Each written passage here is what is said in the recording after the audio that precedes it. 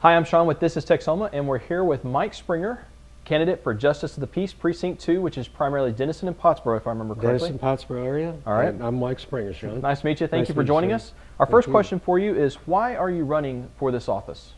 Well, basically, I got interested in this office. I served on the Appraisal Review Board. And one of the jobs that I had at the Appraisal Review Board was being chairman of that panel.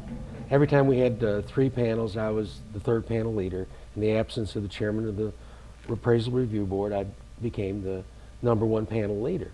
And, you know, it's like being a judge when you're the panel leader and all that kind of stuff. So I got kind of interested in the law because the book is about this thick.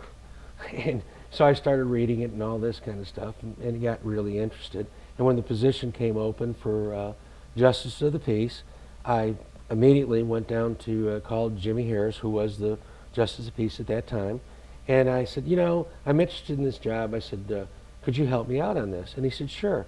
So every time that they had cases come up, small claims court, evictions, things like that, problem with children, you know, as far as not attending school, and me being in the school business, I kind of related to that.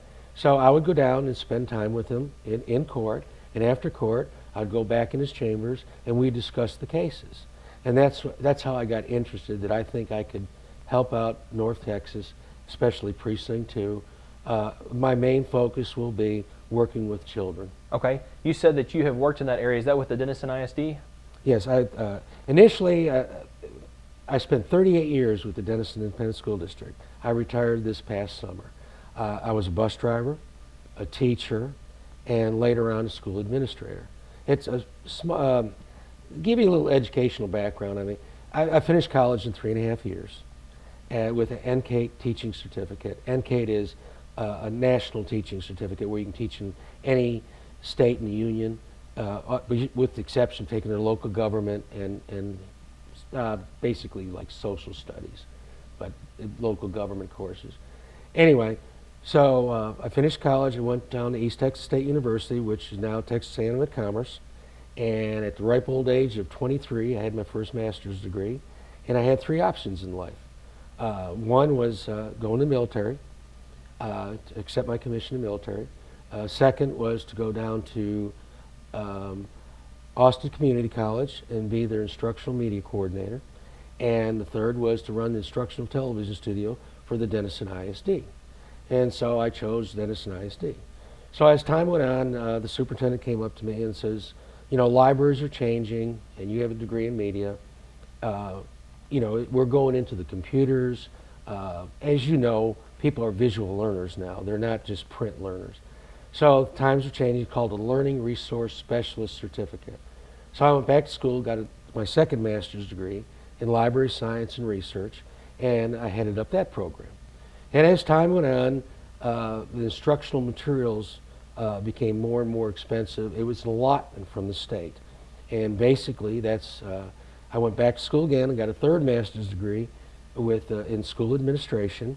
And when I left the school district, I was in charge of $1.6 million worth of instructional materials. Basically, the transformation of textbooks to the media as kids learn today. Okay. What do you currently do in the community?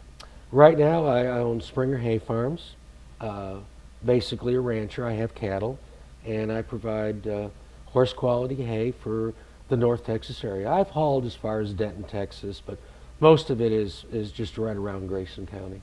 Okay. And are you involved with the Red Cross or any other organizations? Yes, I'm on the board of directors of the Red Cross. This is my 4th year, going on my 5th year. We are very fortunate. A lot of people don't understand the Red Cross. We are in the North Texas region, which is 111 counties, which goes from the Panhandle all the way to Texarkana. And part of the North Texas region is Texoma chapter, which I'm a member of board of directors. And it's Fannin, Grayson, and Cook County. And we are the only chapter that has our own vehicle. In fact, 2 summers ago, when we had all the grass fires going out towards Pottsboro and sometimes our Red Cross truck got there before the fire trucks got there. Wow.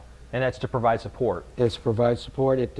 We have naturally plenty of water on board and drinks and snacks for the firemen and the people that if their house we have a program set up to where if they're burnt out of their house, that we have the ability to put them up for a couple nights and get them some cards, basically their draft cards, to different places to where they can get clothing and materials and that to make it a couple days before they can move on with life, because they're all shook up. Right. And any kind of support is excellent. A few meal cards and things like that. Okay. But my main focus is fundraising to keep our truck on the road. Okay. It takes about $70,000 a year just to keep our truck local. And the neat part of this thing is the Red Cross, the North Texas chapter, can't pull that truck from us. It stays here in Grayson County, right here on 691. Okay. What strengths do you bring to the ballot? We've heard about being a part of Denison ISD and working there for many years. You have multiple master's degrees, so you have an educational background, and you're a rancher, so you know that side of life. What else are you bringing to the ballot for a strength? Well, I've dealt with a lot of people. I've seen students succeed and people succeed to where you're proud that they're going on with life, that a basic high school education is just a start. And I've also seen the other side. I've had kids back in the old days that if they had 3 people that they went in front of a judge because they had some kind of discrepancy with the law, that we basically, if they had 3 non-related people, that we could sign a statement that we know these people, that they're good-hearted people, and they need a second chance, and they would go on to the military or things like that. So I've seen all walks of life in kids. In fact, some of the kids that I originally started teaching back when I was 23 are now 51 and 52 years old, and they still call me on my cell phone and stop by. So that's a good feeling to know that those people knew that I cared even back then when I was a kid. That's great. All right, what is your precinct's biggest challenge, do you think, in the next 4 years? I think it's pretty well stable. I think one of the things with the economy, we're going to see a lot more happening in small claims court. That it's going to have to come through the JP's office. The second thing, I've met with both superintendents, and we talked about being more proactive, not waiting for these kids to get in trouble, and these parents not pushing their kids to be in school. In other words, be more proactive to give them a value of education. As you and I well know, there's 3 places in society you grow up. You either grow up on the street, and if you grow up on the street, you start gaining responsibilities, and you're basically stuck with your income level. You can grow up in the military, they'll give you a couple chances, or you can grow up in college, which give you 3 or 4 chances. It doesn't matter where you grow up. You really don't grow up until you're about 24 or 25 years old. If by then. Yeah, there you go, Sean. But the whole deal is, all 3 of them need a basic foundation education. And if we can get these kids, get a high school education to give them a start, because the only value structure these people have, as you and I did, was what our parents gave us.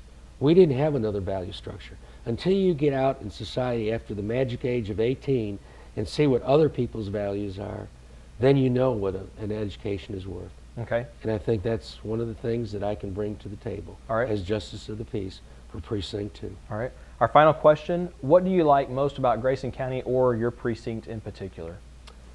I love Grayson County. I mean, serving on the Appraisal Review Board, I got to see every aspect of Grayson County. The values, what values people put on their properties, and what they don't think it's worth. And Grayson County is a great place to raise children. I mean, people are friendly. I live on Highway 120 West, which is I have a Denison address, but I actually live closer to Pottsboro and Denison.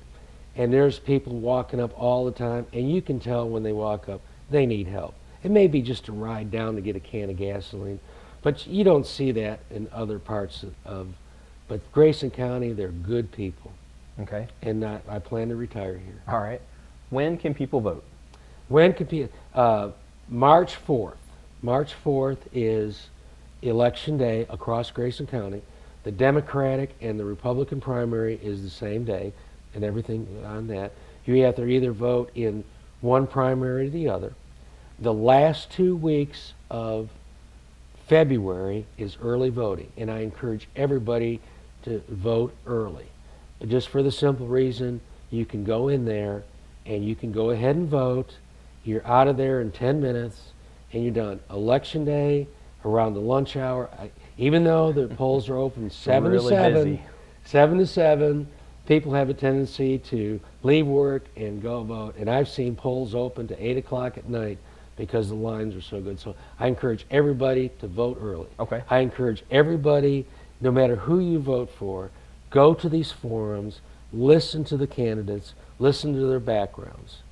And if you're not sure about any part of the election, don't vote.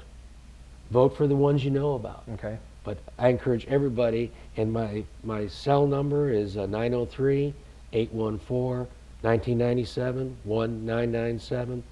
If you have any questions about justice of the peace or judge for the county or treasurer, I know them all. Okay.